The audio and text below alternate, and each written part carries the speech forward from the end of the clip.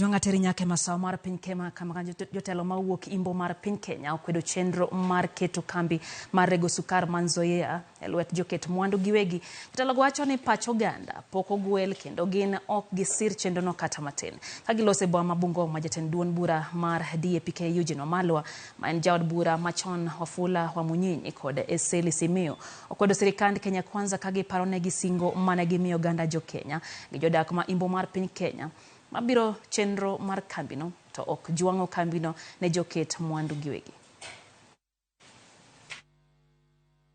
Wale walikuwa wana promise watanunua mashini mpya Nzoia, watakilia madeni, watalipa farmers na wakaahidi mambo mengi.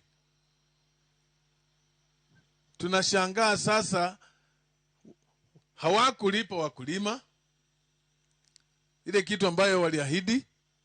Ya pili, hawajaleta mashini mpya, lakini sasa wanatangaza kuuza Nzoia. Mimi niko na hakika hakuna wakulima wamekuwa consulted katika Bungoma wakakubali ya kwamba Nzoia iuzwe. Have there been any such consultations? Na nyinyi mtakubali Nzoia iuzwe kweli? Sisi tumepinga mambo ya privatization without parliamentary oversight.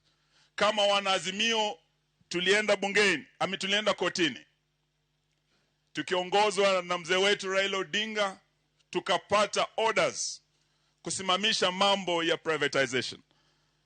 Sababu hawa jamaa wenyewe ndio wamejipanga, wanataka wanunue Nzoia, wanunue viwanda hivi vyote.